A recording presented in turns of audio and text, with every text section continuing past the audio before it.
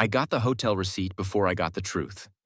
It landed in my inbox early Monday morning, right between a subcontractor update and a grocery coupon, like betrayal belonged in the same category as groceries and bills. If you enjoy stories like this, subscribe. Now let's get into it. The weekend before, my girlfriend Alina had kissed me at the door with that practiced tenderness people use when they're trying to leave without looking guilty. She said she needed a reset. Her best friend Sophia had been begging her for a girls' weekend, and Alina said she felt drained, burned out, stretched too thin by work and wedding season and everyone else's expectations. We weren't engaged, not officially, but the future was already implied. We'd been together 3.5 years, living in the same apartment for most of that time, splitting bills, splitting chores, splitting weekends. We had routines that felt like proof. Thursday groceries, Sunday meal prep, 2 mugs on the drying rack, her hair tie on my wrist when she forgot it, my hoodie on her chair because she always stole it when the air got cold. I'm 30. I work in operations for a mid-sized company that does logistics for retailers. I'm not flashy, but I'm dependable. I like receipts and timelines and clarity. Alina was 28, a social media manager for a boutique brand agency. Her life was decks and calendars and content shoots, and she could make anything look like a story worth clicking. That weekend, she packed light. A tote bag, her laptop, a small makeup case. No suitcase. No extra shoes. I noticed, but I didn't want to be the guy who polices luggage. She said she'd be at Sophia's place, 2 hours away in a smaller town near the coast. They were going to order takeout, drink wine, watch terrible movies, and sleep in like they were back in college. She smiled when she said it, like she was already tasting the relief. I told her to have fun. I told her to text me when she arrived. I told her I loved her. She said it back. Quick, soft, like checking a box. On Friday night, she sent a photo of a charcuterie board and 2 glasses of rosé on a coffee table. It looked real. It looked casual. Sophia's hand was in the corner of the frame with a chipped red nail. Alina captioned it with a heart. Saturday, she barely texted. A couple of messages about a walk they took, a bookstore they found, how nice it felt to be away from the city. She sent a selfie in sunglasses, hair pulled back, smiling. The background was vague. A street, a wall, nothing that could locate her. I didn't push. I didn't call. I wanted to be the safe place, the supportive boyfriend. I spent Saturday doing laundry, cleaning the kitchen, catching up on work for Monday. I even ordered her favorite sparkling water so it would be waiting when she got back. Sunday night, she came home around 10. She looked tired in a way that didn't match a girl's weekend. Her smile was there, but it didn't reach the part of her face that used to soften when she saw me. She hugged me. It was brief. She went straight to the bathroom, said she felt gross from the drive and wanted to shower. She kissed my cheek over her shoulder like an afterthought. I heard the shower start.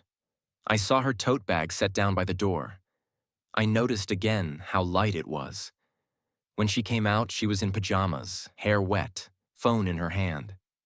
She asked if I ate. I said I saved her a plate. She said she wasn't hungry. She said she was exhausted. I asked how Sophia was doing. She said fine. I asked what they did. She said mostly just relaxed. I asked if they stayed in or went out. She said a bit of both. The answers were normal, but the rhythm was wrong. Too smooth. Too rehearsed. Like she had practiced the story on the drive home. Then she climbed into bed, rolled away from me, and fell asleep fast. I lay there staring at the ceiling, listening to her breathing, trying to tell myself I was inventing problems.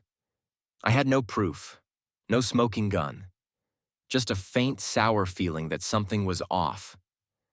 And then Monday arrived and put the proof in my inbox. The email subject line was, "Thanks for staying with us." At first, I assumed it was spam.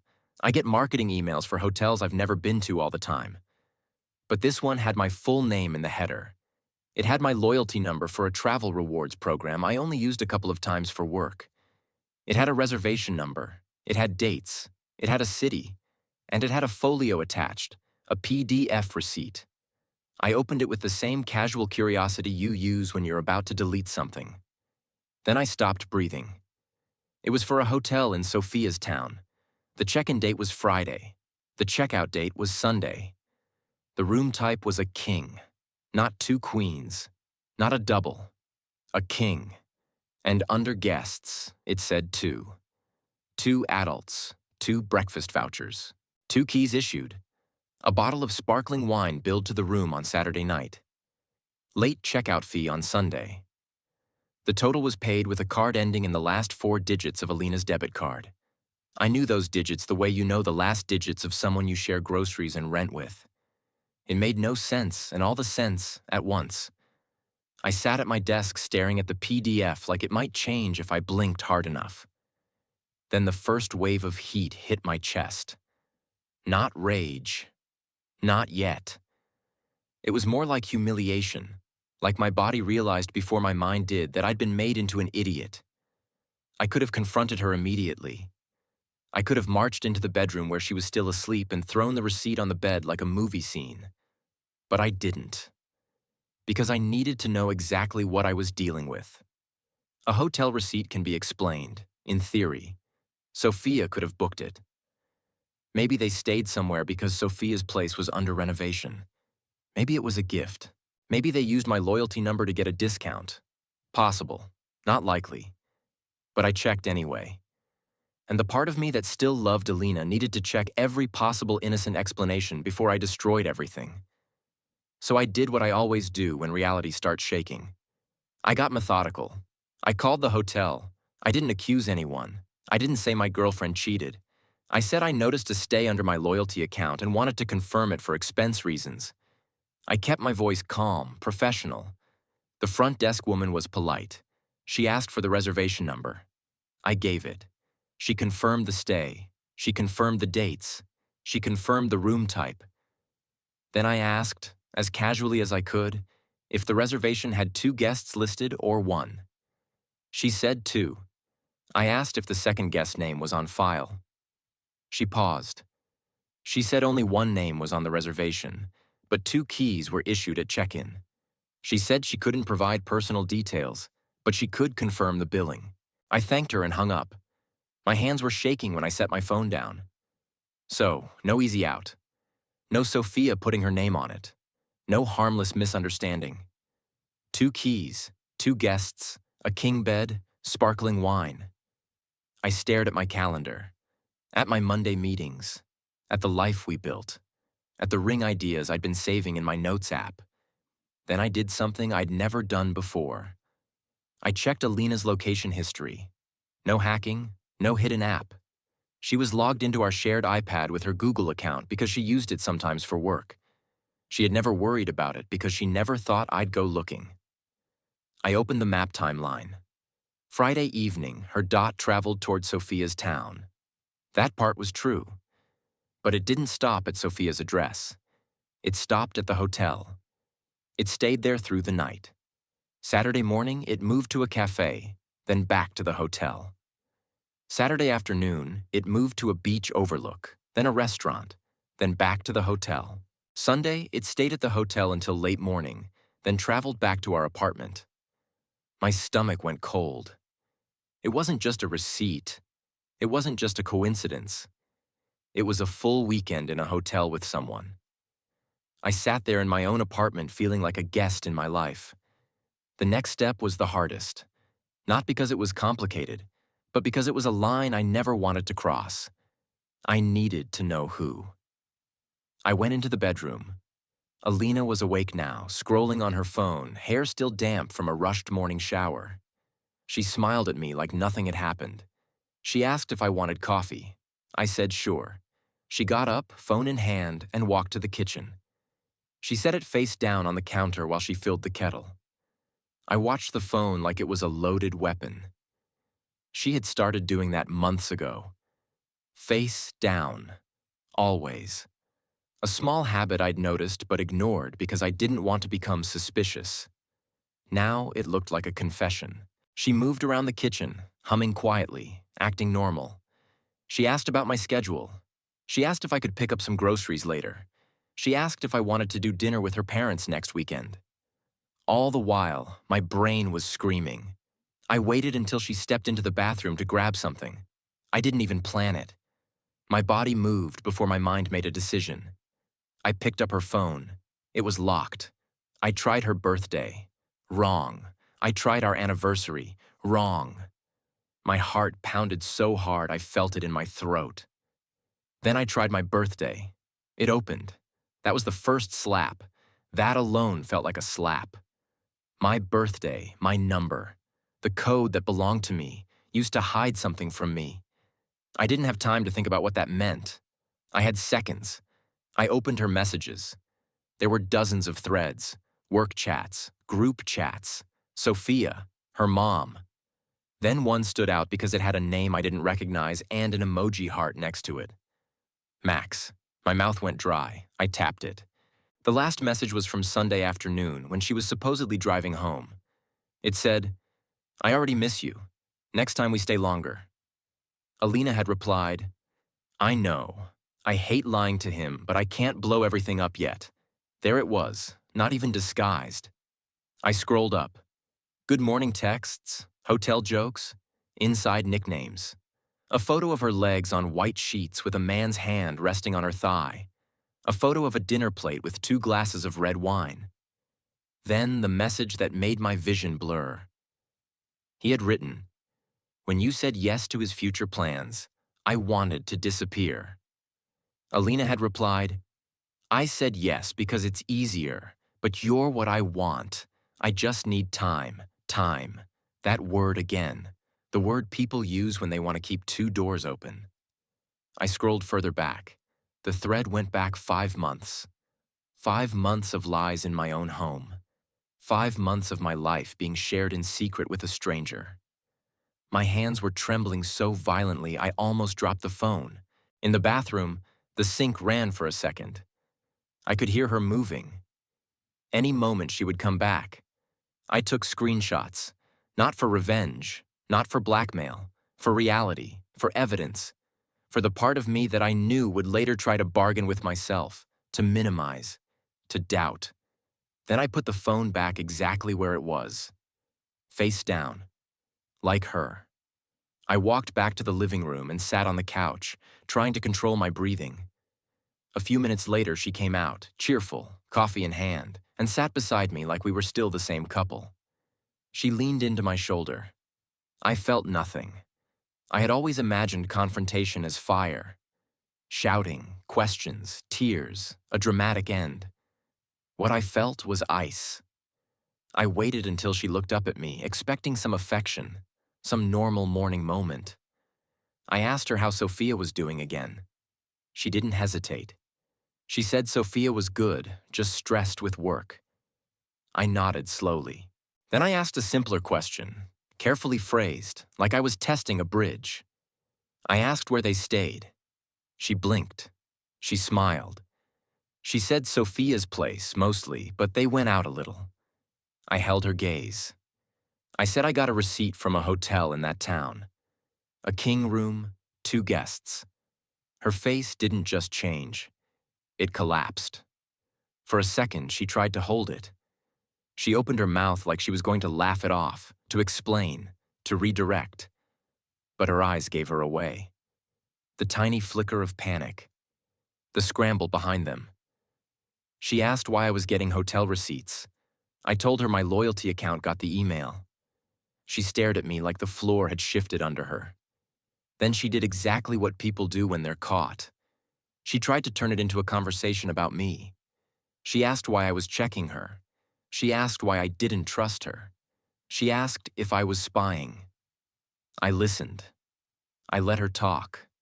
I let her fill the space with accusations because it confirmed something important. If she had an explanation, she would have said it first. She didn't. When she ran out of momentum, she went quiet. Her hands were clenched around her mug.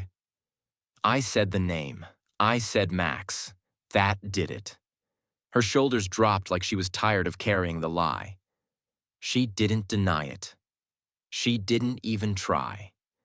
She started crying, fast and messy, like her body was releasing pressure it had been holding for months. She said she was sorry. She said it wasn't supposed to happen. She said she loved me.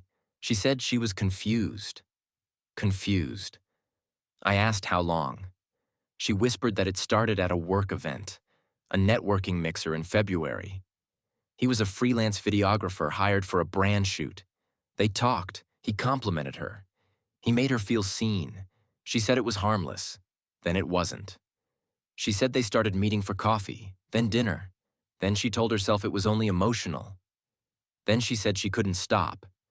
She said the hotel weekend was the first time they had gone away together. That was supposed to make it better, I guess. Like cheating closer to home counts less. I asked about Sophia. She said Sophia didn't know. She said she told Sophia she was sick and couldn't come, and then she went anyway, but to the hotel. So she used Sophia as a cover without Sophia even knowing. That detail made my stomach twist. Not just betrayal, but the ease of it. The casual exploitation of everyone around her. I asked why she came home and acted normal.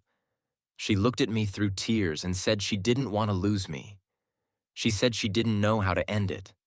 She said she was afraid. Afraid. The way she said it made it sound like the fear belonged to her, like she was the victim of her own decisions. I didn't raise my voice. I didn't insult her. I didn't call her names. I told her something simple. I told her I wasn't going to compete with a man whose hands were on her in a hotel room while she texted me goodnight.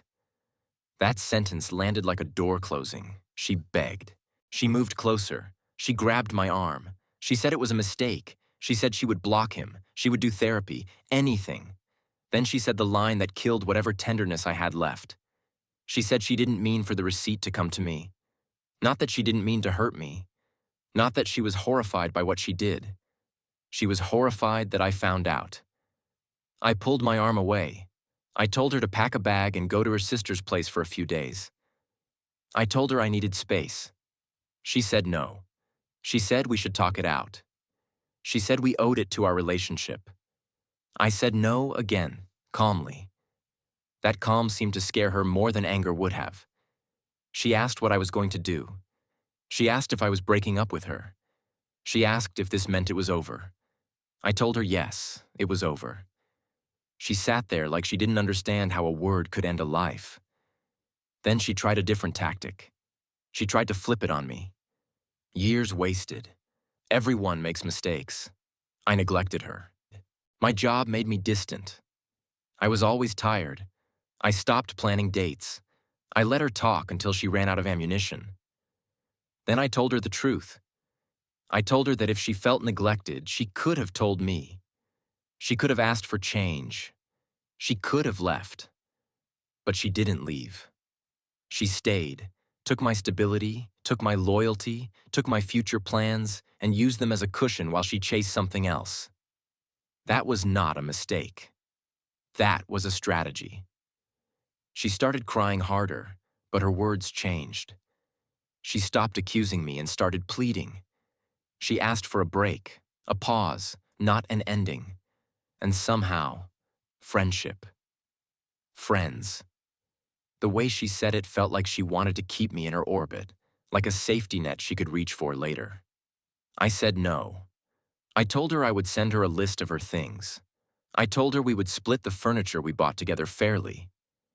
I told her we would be civil, but we would not be close. We would not blur the edges. We would not pretend. She stared at me like I had become someone else. Maybe I had. She went to the bedroom and packed, crying the whole time. I sat in the living room and listened to drawers open and close, to hangers clink, to the sound of a life being dismantled. Before she left, she came back and stood in the doorway. She asked if I wanted to say anything. I almost did. I almost asked why she kept my birthday as her passcode. I almost asked if she ever really meant it when she said she loved me. I almost asked if she felt anything at all while she was lying next to me and texting him under the covers. But I didn't, because those answers would not fix me. So I said something else. I told her to forward any mail that came to the apartment. I told her I would change the locks this week. I told her not to come back without asking. She flinched like those practical details were crueler than betrayal. Then she left. The apartment was silent, but it wasn't empty. It was full of evidence. Her shampoo in the shower, her mug in the sink, her throw blanket on the couch. The little decorative candles she insisted made the place feel cozy. I stood there and realized something about love that nobody tells you. Love doesn't just disappear when someone breaks it. It lingers like smoke. You taste it even when you don't want to. I spent that night doing things that felt ridiculous but necessary. I deleted our shared calendar. I removed her from the grocery app. I changed passwords. I canceled the upcoming dinner with her parents. I messaged my closest friends and told them we were done without details. Then I took her framed photo off the shelf and put it in a drawer. Not because I hated her, because I needed to stop seeing a lie every time I walked past it. She texted me the next day. A long message. Apologies, regrets, promises. She said she would do anything. She said she missed me already. She said she had blocked Max. I didn't reply. She called that evening. Called. I didn't answer. She sent another message saying she was outside and wanted to talk. I looked out the window and saw her car parked across the street. For a moment, my chest tightened with an old habit. The habit of going to her, fixing things, smoothing edges, making the world feel stable again. Then I remembered the hotel. I remembered the PDF. I remembered guests, too. I stayed inside. I turned off my lights. I waited until her car left. That was the first time I felt a small spark of respect for myself in days. A week later, Sophia texted me. She asked if Alina was okay. She said Alina had been weird lately, distant, emotional.